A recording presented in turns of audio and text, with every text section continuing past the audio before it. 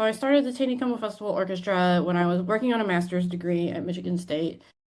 I had just attended a friend's music festival that she started, and she had invited me as like the only clarinet player and as the resident composer for the festival. Again, I'm like, I don't know, 22 years old at this point, so it was a big deal for Hmm. me. And I saw how it worked in her hometown, and I said, well, my hometown has got a little bit more going on. Um, and so called my mom and she was down to help me out with it. So I basically learned how to like create a nonprofit organization in Missouri and how to do all that like legal paperwork. I filed all my 501(c)(3) paperwork myself and all that stuff.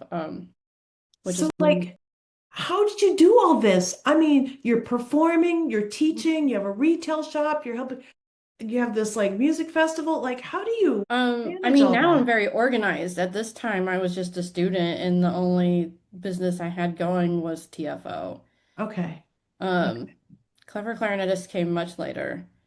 Probably in like the ninth or 10th year of TFO. The TFO is going to be 15 this year, which is kind of Wow. crazy.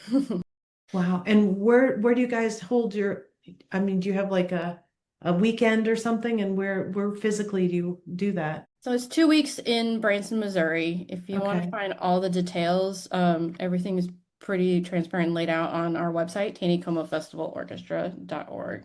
2 weeks in Branson, we bring in musicians from all over the country. You have to audition and be accepted to get in. And everyone is put up with a host family. So no one, you don't have to, it's unique amongst music festivals because there is no tuition and there are very few expenses incurred when you attend the festival. It's a very important part of a musician's education, like part of their academic education, that in the summertime, when they're not in school, that they are participating in a summer music festival. And most summer music festivals have cost thousands of dollars in tuition, and TFO doesn't cost anything.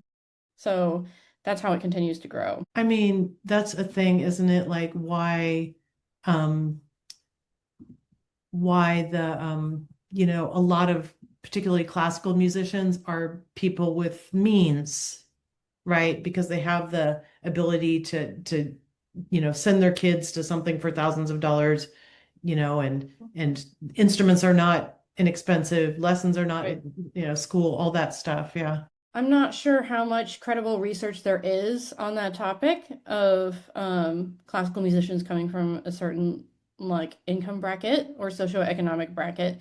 Um, I've definitely worked with my fair share of colleagues who did not come from such a background who are making it work for themselves. That's Um, fantastic. yeah. Yeah. I mean, I come from a very supportive and musical family, so I'm privileged in that way, but I can't speak to any real evidence about it.